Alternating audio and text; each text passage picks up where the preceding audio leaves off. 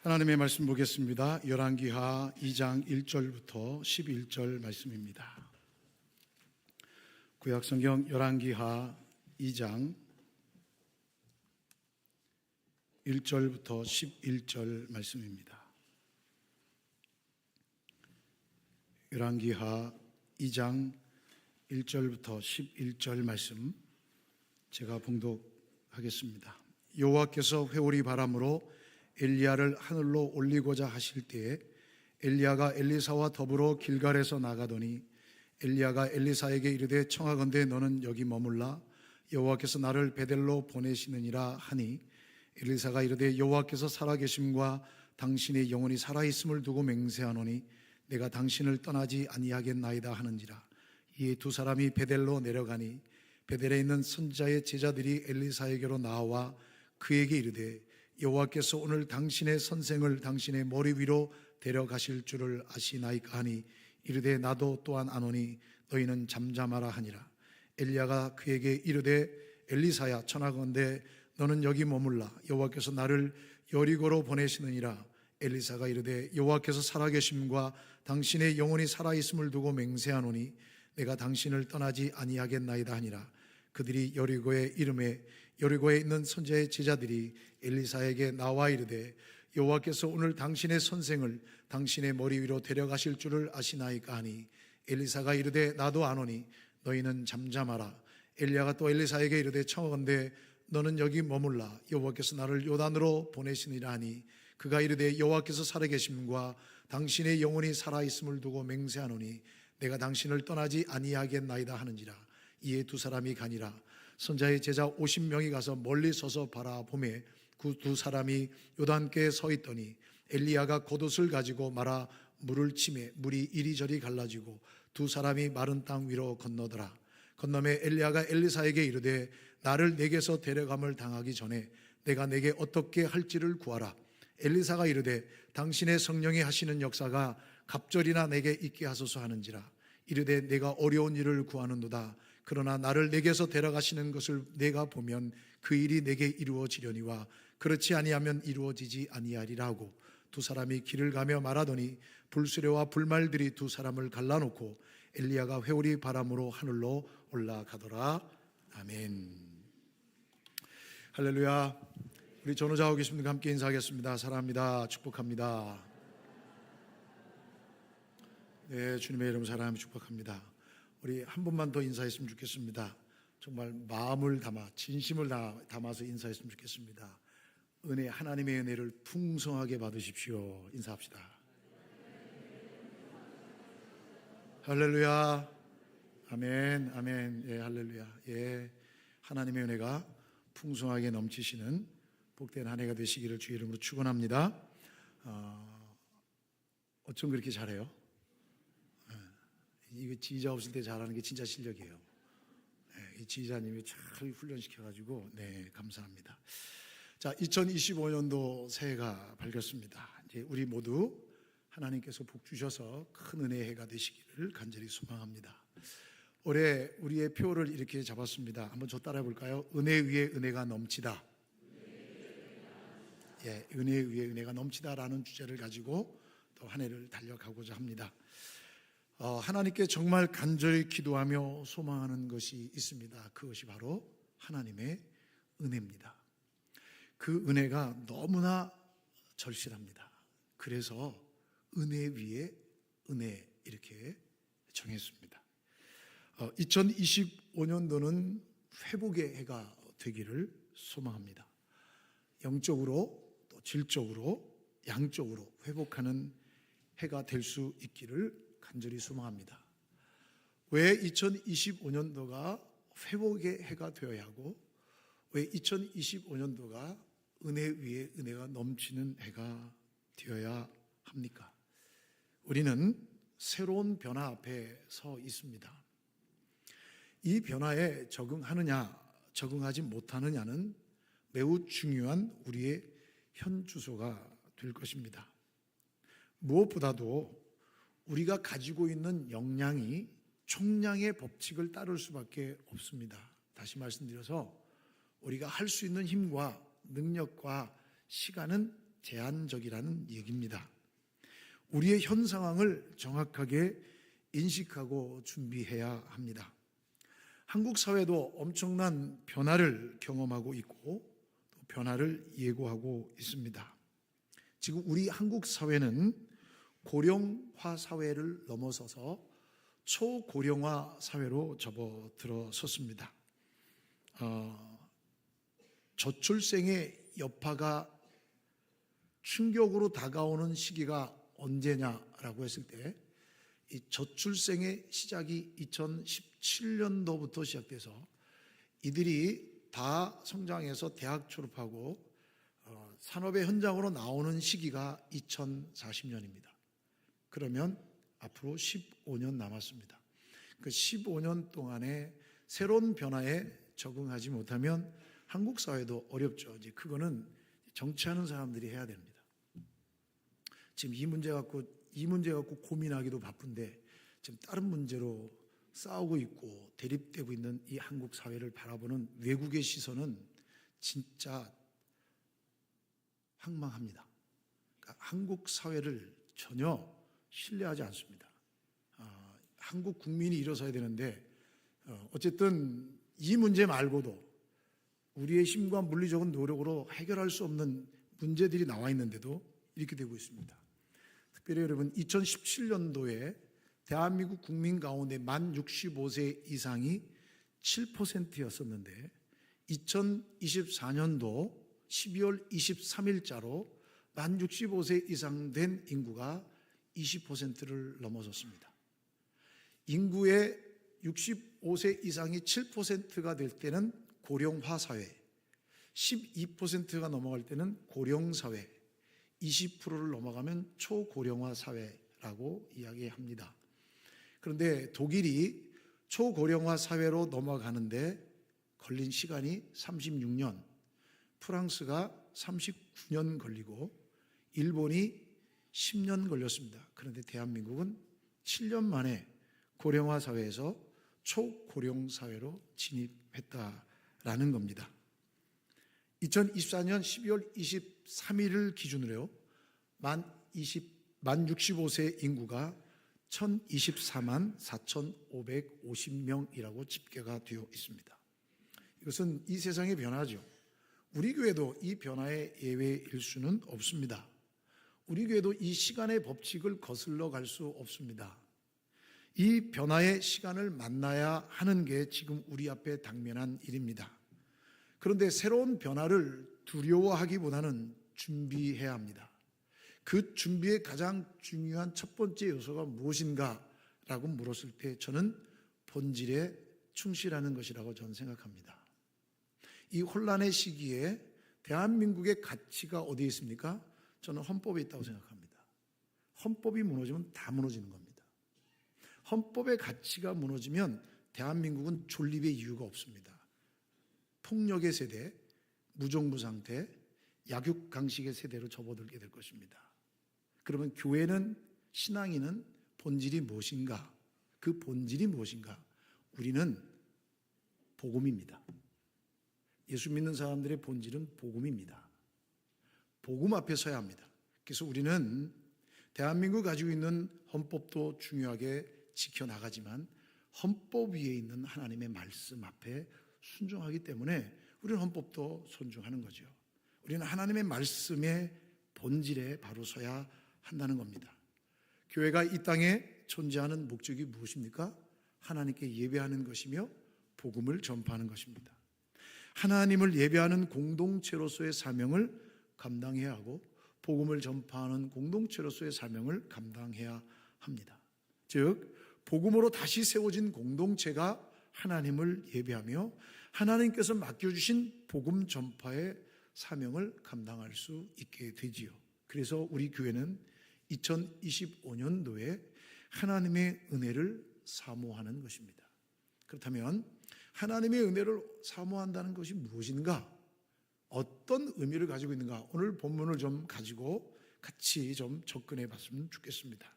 자, 오늘 본문은 저는 사실은 열왕기하 2장 9절 한 절만 제가 읽고 싶었지만 이 배경이 되는 이야기를 다 같이 읽었습니다. 여러분, 오늘 성경 보면 하나님께서 엘리야 선지자를 하늘로 데려 올라가시려고 합니다. 자, 그때 엘리사 선지자의 반응을 봅니다. 여러분, 오늘 본문을 엘리사 선지자가 어떻게 반응하는가의 관점으로 성경을 좀 봤으면 좋겠어요. 자, 1절 보세요. 여호와께서 회오리 바람으로 엘리야를 하늘로 올리고자 하실 때, 하나님께서 이제는 때가 되었어요. 엘리야 선지자를 데려가시려고 할 때입니다. 2절, 엘리야가 엘리사에게 이르되 너는 여기 머물라, 여호와께서 나를 베델로 보내시느니라. 엘리사가 대답합니다. 여호와께서 살아계심과 당신의 영혼이 살아있음을 두고 맹세하노니 내가 당신을 떠나지 않겠습니다. 나 죽어도 안 떠나겠습니다. 이 얘기입니다. 여러분, 왜 안 떠나겠습니까? 고집 부리는 겁니까? 아닙니다. 9절 말씀을 보면 왜 엘리사가 안 떠난지를 이유를 알 수가 있습니다. 지금 다시 또 3절 보십시오. 베델에 있는 선지자의 제자들이 나옵니다. 여러분, 엘리야 선지자가 하늘로 올리는 것은 선지 생도들에게도 알려진 바 된 것 같습니다. 알고 있었습니다. 그래서 그 선지 생도들이 엘리사에게 묻습니다. 당신의 스승이 하늘로 올라갈 것을 아느냐? 그러니까 엘리사가 대답합니다. 알아. 그러니까 조용히 해. 이렇게 얘기합니다. 떠들지 마. 4절도 보십시오. 엘리사야, 청하건대 너는 여기 머물라. 여호와께서 나를 여리고로 보내시니라. 엘리사가 이르되 여호와께서 살아계심과 당신의 영혼이 살아있음을 두고 맹세하노니 나는 죽어도 안 떠나겠습니다. 5절 보세요. 여리고에 있는 선지 생도들이 거기까지도 알고 있었습니다. 그 사람들이 나타나서 야 엘리사야, 너의 스승인 엘리야가 하나님 나라로 하늘로부터 오늘 올라갈 것을 아느냐? 알고 있어. 조용히 해. 그렇게 얘기합니다. 7절 말씀 보십시오. 엘리야가 또 엘리사에게 이르되 청하건대 너는 여기 머물라, 여호와께서 나를 요단으로 보내시니 하니 그가 이르되 여호와께서 살아계심과 당신의 영혼이 살아있음을 두고 맹세하노니 내가 당신을 떠나지 아니하겠나이다 하느니라. 여러분, 이 엘리사가 죽어도 떠나지 않겠다고 얘기합니다. 자, 그제서야 엘리야가 엘리사에게 질문합니다. 야, 내가 너한테 뭐 해줬으면 좋겠어? 9절 말씀 보세요. 9절, 당신의 성령이 하시는 역사가 갑절이나 내게 있게 하소서. 여러분, 이제 스승 엘리야는 하나님께로 떠납니다. 스승에게 구하는 엘리사의 간곡한 부탁이 있습니다. 여러분, 한국 성경 우리말 성경에는 없지만 이 앞에 뭐가 있냐면 제발 당신의 성령이 하시는 역사가 갑절이나 내게 있게 하소서. 이렇게 합니다. 당신의 성령이 하시는 역사가, 영적인 능력이 갑절, 이건 2배 혹은 두목, 이런 의미입니다. 누구에 비해 두목입니까? 누구에 비해 2배입니까? 혹은 이렇게 얘기합니다. 엘리야 선지자가 가졌던 능력보다 내가 갑절이나 하기를 원합니다. 여러분, 이렇게 되면 뭐가 되죠? 내가 당신보다 더 능력 있는 사람 되겠습니다. 이 얘기 아닙니까? 여러분, 성경을 이런 식으로 해석하면 곤란하겠죠. 그죠? 그런 의미가 아닙니다. 자, 이 말이 뭐냐면 갑절이나 있기를 원합니다. 2배라는 의미는 신명기 21장 17절에 나와 있는 장자에게 주는 축복은 2배가 됩니다. 2몫이 된다는 얘기입니다. 여러분, 다시 말씀드려서 이 엘리사 선지자가 뭐라고 얘기하는 거냐면 스승이요, 당신의 그 영적인 능력이 내게로 이어지기를 원합니다. 그 얘기입니다. 내게로 이어집니다. 여러분, 12절에서 사라진 엘리야를 엘리사가 아버지요라고 호칭한 것도 이 맥락에서 장자의 두목이라는 갑절의 영감, 갑절의 은혜, 이 갑절이나 내게 있기를 원합니다라는 그 의미를 볼 수가 있죠.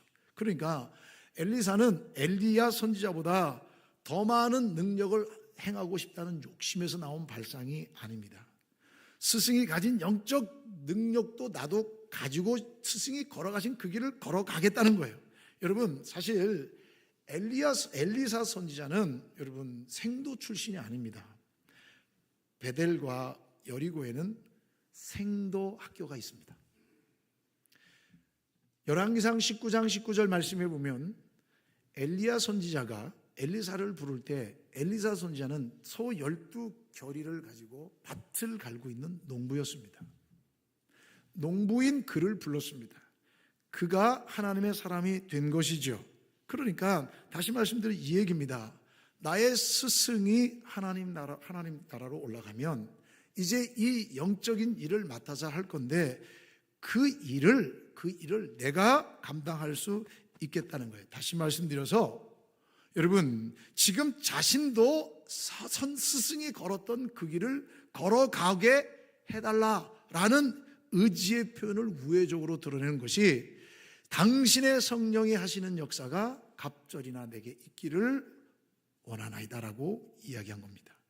여러분, 이 엘리사가 보기에 이 엘리야 선지자의 사역은 하나님의 일이었습니다. 11절 말씀 보세요. 두 사람이 길을 가며 말하더니 불수레와 불말들이 두 사람을 갈라놓고 엘리야가 회오리 바람으로 하늘로 올라가더라 라고 되어 있습니다. 여러분, 엘리야 선지자의 사역 가운데 불이라고 하는 상징은 매우 중요한 하나님의 역사의 심볼입니다. 여러분, 엘리야의 사역 가운데 하나님은 항상 역사해 주셨습니다. 열왕기상 18장에 보면 그 바알 선지자들, 아세라 선지자들 850대 1로서의 영적인 전쟁 가운데 하나님께서 불로 임재하심으로 엘리야의 사역은 신적 사역, 하나님이 그와 함께 하셔서 하나님의 능력이 나타나는 사역임을 인증해 주셨지요. 열왕기하 1장 9절에서 12절 말씀에 보면 아하시야가 엘리야 선지자를 죽이려고 할 때에 그 군사들 위에 내려진 불로 그들을 다 진멸시킬 때 엘리야가 하나님의 선지자임을 드러내고 있는 것이죠. 또 오늘 11절 말씀에도 불수레와 불말들은 하나님의 임재와 보호 그리고 신적 인증을 상징하고 있기 때문에 엘리야의 사역 모두가 다 하나님의 사역, 하나님이 친히 역사하신 사역이라는 것을 인증해 주는 사인이 바로 불입니다. 엘리사는 그것을 목격했습니다. 그래서 엘리사는 엘리야 선지자가 하나님의 손에 붙들려서 엘리야 선지자가 행했던 그 모든 스승의 사역이 이루어졌던 것처럼 나 또한 하나님의 손에 붙들린 바 되어 성령의 능력으로 그 일을 감당하고 싶다는 소망을 피력하고 있는 것입니다. 그래서 엘리사 자신도 성령의 사역을, 하나님의 사역을 감당하기를 원했던 것이죠. 엘리사가 엘리야의 승천을 보고 자신의 옷을 둘러 찢습니다. 그리고 엘리사가 승천할 때 엘리야의 겉옷이 떨어집니다. 그 겉옷을 주워 가지고 물을 이리저리 칩니다. 여러분 8절 말씀에 보면 그런 말씀이 나오지 않습니까? 이 엘리야와 엘리사가 지나가는데 겉옷을 가지고서 요단을 건너갈 때 어떻게 해요? 그것을 좌우로 치니까 그 물이 갈라져서 건너갑니다. 여러분 상상이 되십니까? 자, 이제 엘리야 선지자가 승천했습니다. 물은 다시 합해졌겠죠. 다시 건너가야 되잖아요. 어떻게 건너갑니까? 옷이 떨어졌습니다. 자기의 옷을 찢습니다. 그리고 떨어진 옷을 가지고 그것을 좌우로 흔들니까 똑같이 물이 갈라져서 지나갑니다. 열왕기상 19장 19절 말씀에 보면 이 엘리야 선지자가 엘리사를 부를 때 소 12겨리를 가지고 밭을 갈고 있는 엘리사에게 다가가 엘리야 선지자가 자기의 겉옷을 그 위에 올려놓는 장면이 나옵니다. 그리고 오늘 승천할 때에 그 겉옷이 떨어져서 엘리사 선지자가 줍고 자기의 옷을 벗어 찢어서 그것을 가지고 요단강을 가르고 지나갑니다. 엘리사가 엘리야의 사역을 이어받는 영적인 상징이죠. 자, 이것을 목격한 선지 생도들, 요단 건너편에 있는 여리고에 있는 선지 생도들이 이야기를 합니다. 보십시오. 15절 말씀 보십시오. 맞은편 여리고에는, 자, 맞은편이 어디예요? 요단의 맞은편이니까 여리고죠. 요단의 건너편이, 여러분, 이 여리고의 건너편이 요단강 건너편 요단 동쪽이니까 맞은편 여리고에 있는 선지자의 제자들이 그를 보며 말하기를 엘리야의 성령이 하시는 역사가 엘리사 위에 머물렀다 하고 가서 그에게로 나아가 땅에 엎드려 그에게 경배하고 라고 되어 있습니다. 여러분 한번 생각해 보십시오. 왜 엘리사가 엘리야에게 당신의 성령이 하시는 역사가 갑절이나 내게 있게 하소서라고 왜 얘기했습니까? 여러분 지금 말씀드렸지만 베델과 여리고에는 선지생도 학교가 있습니다. 그리고 이 엘리사는 농부 출신입니다. 자, 여러분, 엘리야 선지자의 사역을 뒤를 이어서 할 사람이 누구겠습니까? 여러분, 그 사이에 얼마나 많은 일들이 있었겠습니까? 우리가 성경 보니까 그렇지만 그 행간을 읽어보면 생도들 사이에도 야, 너 니네 스승이 하늘로 오늘 올라가는 거 알아? 이렇게 묻는다는 얘기는 너는 이제 끝났어, 이거 아니에요? 네가 무슨 정통성이 있어, 이거 아니에요? 네가 무슨 일을 할 수 있겠어, 이거 아니에요? 그러니까 알아, 조용히 해, 이게 얘기한 거예요. 그게 중요한 게 아니야. 정말 중요한 것은 엘리야가 나한테 주는 게 아니라 엘리야를 붙잡고 쓰시는 하나님이 중요한 거라. 그게 아는 거예요. 그래서 이 엘리야가 계속해서 이 엘리사를 떼어놓으려고 할 때 내가 죽어도 떨어지지 않겠습니다, 절대 안 떠나겠습니다 라고 하면서, 그럼 내가 너에게 뭘 해주길 원하느냐? 당신의 성령이 하시는 역사가 갑절이나 내게 있게 하기를 원합니다 라고 하는데, 이 무슨 얘기입니까? 나 또한 하나님의 성령에 붙들림 바 되어 그 일을 순종케 하기를 원합니다라는 겁니다. 사랑하는 여러분, 여러분들은 하나님의 부르심 앞에 반응하십니까? 여러분들은 하나님이 찾으실 때 아멘 하십니까? 여러분, 오늘 성경 말씀에 이제 이 엘리사가 하나님의 귀한 선지자로서의 사역을 시작합니다. 19절에서 22절 말씀에 보면 이 여리고성에 있는 사람들이 얘기합니다. 엘리사요, 우리 동네는 물이 안 좋아요. 물이 너무 안 좋아서 과일이 맺질 않습니다. 그래?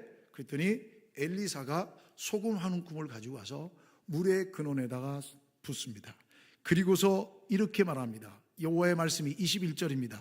내가 이 물을 고쳤으니 이로부터 다시는 죽음이나 열매 맺지 못함이 없을지니라 하셨느니라 하니 그 물이 엘리사가 한 말과 같이 고쳐져서 오늘에 이르렀더라. 여러분, 이 여리고의 물이 왜 말랐습니까?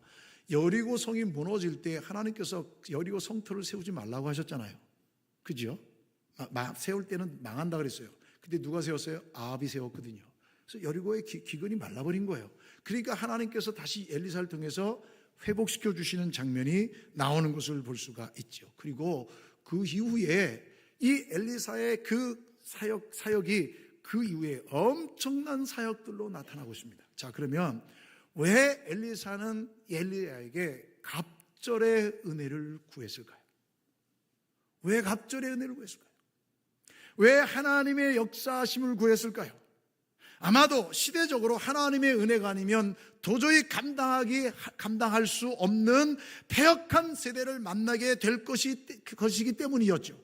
여러분, 엘리사 선지자가 사역했던 그 시대가 영적으로 얼마나 패역하고 영적으로 얼마나 무질서한 세대였는지 모릅니다. 그러한 시대를 만나게 될 것이기 때문에 엘리사 선지자는 하나님께 엘리야에게 갑절의 은혜를 구한 것이죠. 타락한 시대에 하나님의 회복의 사역을 감당하기 위해서는 성령의 능력이 아니고서는 감당할 수 없다는 것을 엘리사는 알았다는 거예요. 선지자를 향해 그 뒤에 말씀 보면 아이들이 몰려서 대머리라고 놀립니다. 여러분, 엘리사 선지자는 대머리 선지자였던 것 같습니다. 근데 아이들이 선지자를 향하여 대머리야, 대머리가 나타났다, 대머리는 산으로 올라가라, 이렇게 놀립니다. 조롱합니다. 여러분, 무슨 의미입니까? 아이들조차도 선지자를 향해 존중하지 않는 시대, 아이들조차도 하나님의 말씀을 외치는 선지자를 조롱하는 시대, 하나님의 말씀의 능력이 사라진 시대, 하나님의 말씀에 귀를 기울이지 않는 시대, 영적인 능력이 사라진 시대였음을 보여주고 있습니다. 그래서 엘리야는 엘리사에게 무엇을 주기를 원하느냐 물었을 때 엘리사가 당신의 성령의 역사가 갑절이나 내게 있게 하소서라고 얘기한 거예요.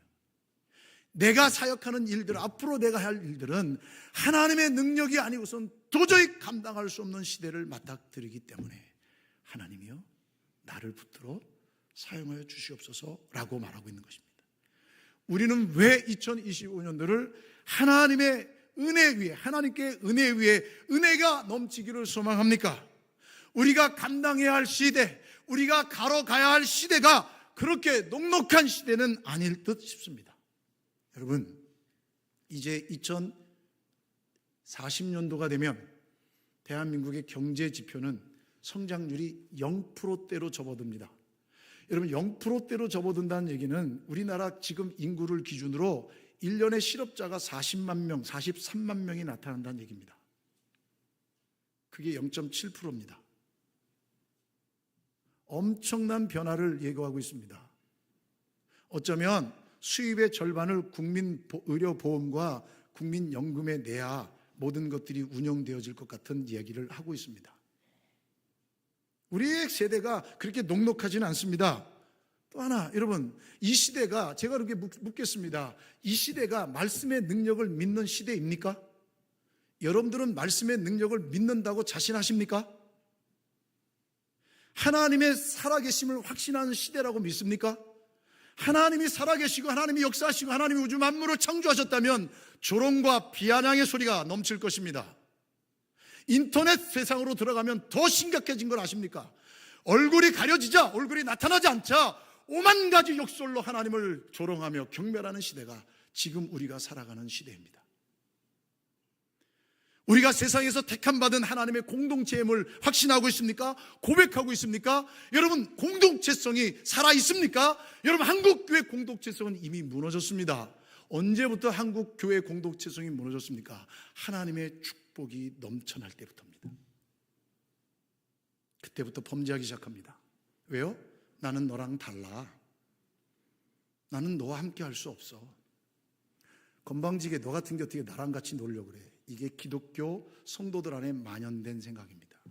그래서 주님도 그 모임에 들어가지 못해서 서성거리고 있을지도 모릅니다. 우리에게 주신 사명이 있음을 깨닫고 하나님 나라와 영광을 위해 헌신할 준비가 되어 있습니까? 여러분, 엘리사 선지자가 이렇게 하나님께 은혜를 구했을 때 하나님께서 이 엘리사에게 갑절의 은혜를 주신 이유가 뭔지 아십니까? 엘리사 선지자를 부를 때가 농부였습니다. 12결의의 소를 갖고 있는 그 농부로서 있을 때 엘리야 선지자가 와서 겉옷을 넣어놓고 부를 때 엘리사는 그 당시에 자기의 소를 잡아 백성들에게 먹이고 자기의 소의 멍에를 깨뜨려서 하나님의 제단을 쌓고 하나님 앞에 드리며 하나님께 순종했던 선지자가 바로 엘리사 선지자입니다. 어느 날 갑자기 엘리사가 된 게 아니라 그는 하나님의 부르심에 예스 했습니다. 토를 달지 않았습니다. 사랑하는 여러분, 하나님께서 여러분들에게 주신 사명이 있다는 사실을 깨닫고 하나님의 나라와 영광을 위해 헌신할 때 예스 하실 자신이 있으십니까?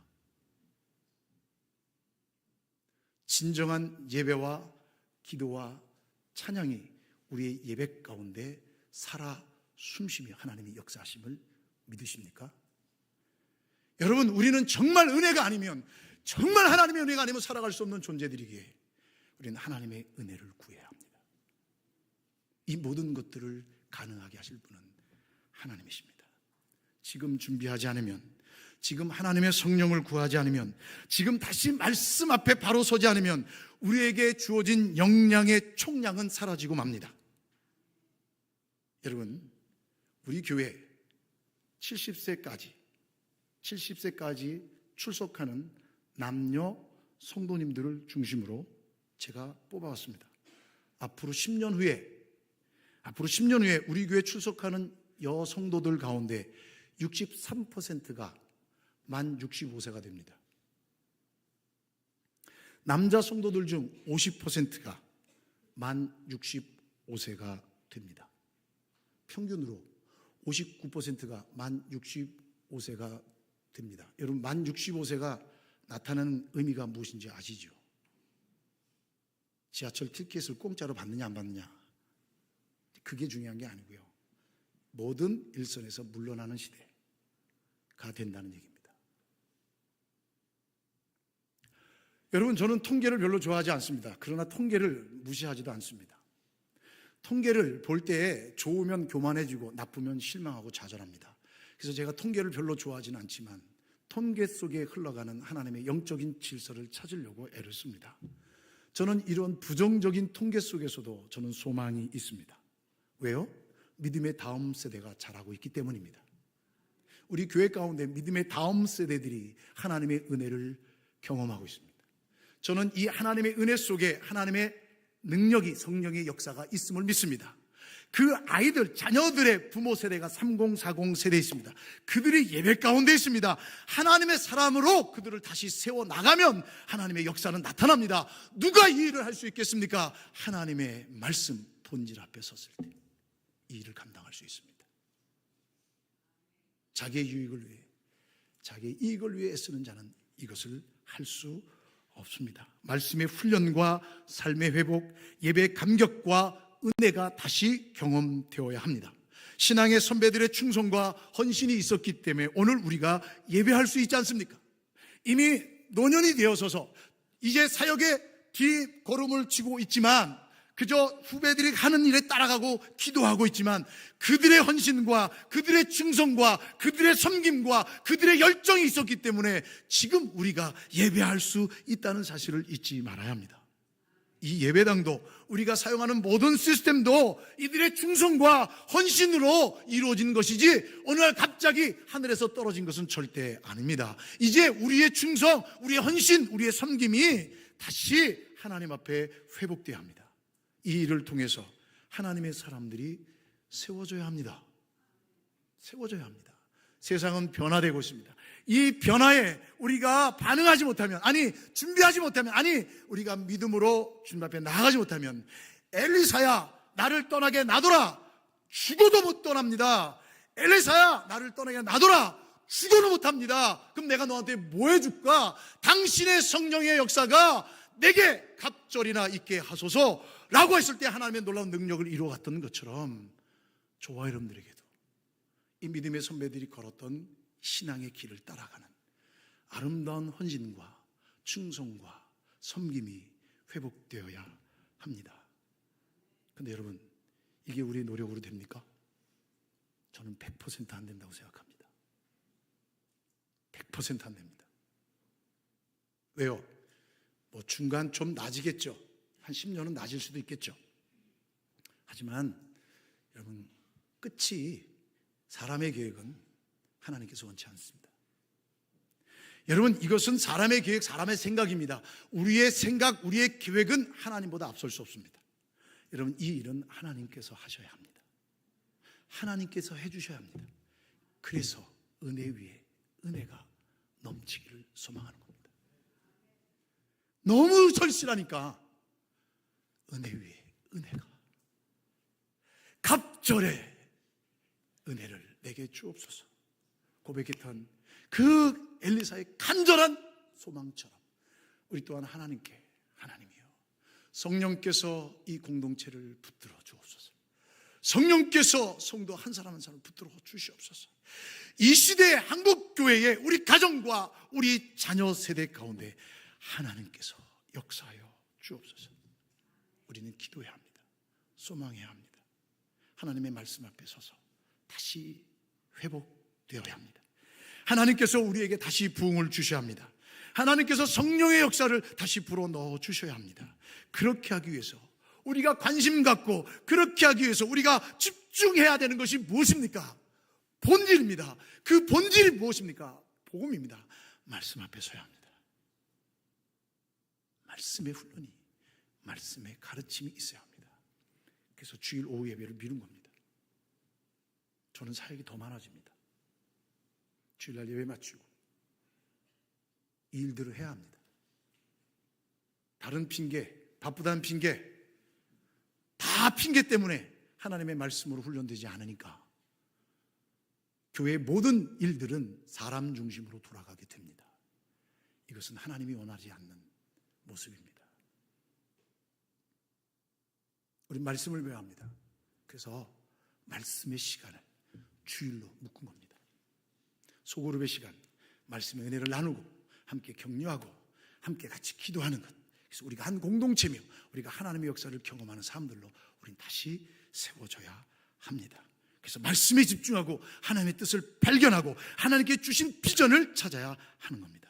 그렇게 하기 위해서는 우리는 말씀에 집중해야 합니다. 그래야 우리가 다시 세워질 수 있고 하나님이 주신 이 사명을 감당할 수 있고 변화되어가는 이 세상 속에 구원의 방주 역할을 감당할 수 있는 것입니다. 엘리사가 왜 갑절의 은혜를 구했습니까? 그것은 하나님의 절대 주권입니다.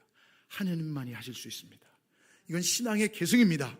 하나님의 일하심으로만 가능한 시대였기 때문입니다. 우리가 살아가는 이 시대에 왜 은혜 위에 은혜를 구해야 하는가? 우리에게 주어진 시간은 흐릅니다. 없어진다는 얘기입니다. 엘리야는 하나님께 가듯이 우리에게 주어진 시간도 없어집니다. 그 시간 속에 꼭 붙들어야 할 것이 무엇입니까? 복음입니다. 말씀 앞에 다시 서야 합니다. 신앙의 정체성, 믿음의 정체성을 이어가야 합니다. 그래서 하나님께서 주시는 부흥, 새로운 말씀의 부흥, 새로운 성령의 부흥, 새로운 믿음의 부흥을 경험해야 합니다. 그래서 영적으로, 질적으로, 양쪽으로 부흥해야 합니다. 성령 충만해야 합니다. 하나님의 은혜가 풍성해야 합니다. 그래서 이 신앙의 계대가 이루어지고 수많은 믿음의 다음 세대, 우리의 후배들이 자라나서 하나님의 몸된 교회를 지켜나갈 때 다시 한번 우리 앞에 50년, 100년이 지나도 하나님의 놀라운 역사는 계속해서 이 공동체 가운데 이어져 갈 것입니다. 만약 우리가 이 일에 하나님의 은혜를 구하지 않는다면 세상의 변화 속에 같이 묻혀갈 것입니다. 우리 다시 한번 하나님의 은혜를 구합시다. 은혜 위에 은혜가 넘치게 하옵소서. 2025년 다시 새롭게 말씀으로 비상하는 해, 믿음으로 비상하는 해가 되도록 살아계신 하나님께 구하는 저와 여러분 되시기를 주님의 이름으로 축원합니다. 기도하시겠습니다. 하나님 감사합니다. 연약한 우리들이지만 주님께서 우리를 붙들어 주셔서 다시 말씀 앞에 서게 하여 주시니 감사합니다. 세상은 변하고 어지럽고 혼탁하다 할지라도 우리는 하나님의 말씀 앞에 더욱더 집중하게 도와주시옵소서. 하나님의 부르심 앞에 반응하게 도와주시옵소서. 하나님의 성령의 역사심에 민감하게 반응할 수 있도록 우리를 사용하여 주시옵소서. 주님, 우리를 통해 하나님 역사가 이루어지기를 소망하오니 우리에게 주신 비전을 다시 발견케 도와주시고 하나님 앞에 집중할 수 있는 믿음의 공동체와 성도가 되게 하여 주시옵소서. 예수님의 이름으로 기도하옵나이다. 아멘. 우리 자리에서 다 일어나셔서 찬송가 293장 함께 찬양하시겠습니다.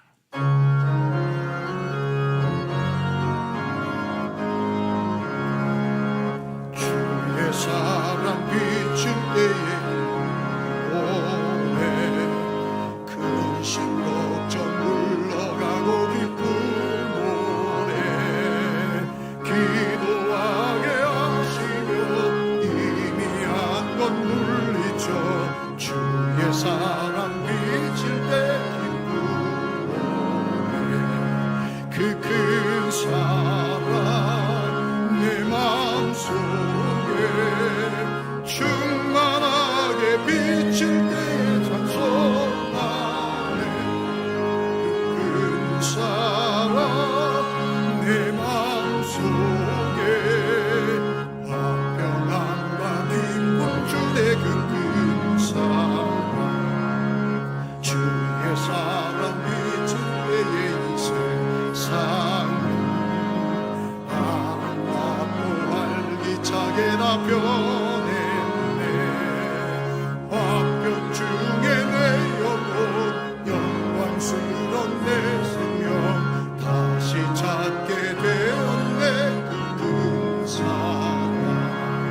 그 큰 사랑 내 마음속에 충만하게 비칠 때에 찬송하네 그 큰 사랑 내 마음속에 화평함과 기쁨 주네 그 큰 사랑 주의 사랑 비칠 때에 이 세상 모든 슬픔 중한 짐이 다 사라져 우리들의 가는 길 밝히 비춰주시며 복을 받게 하시네 그 큰 사랑 내 마음속에 충만하게 비칠 때에 찬송하네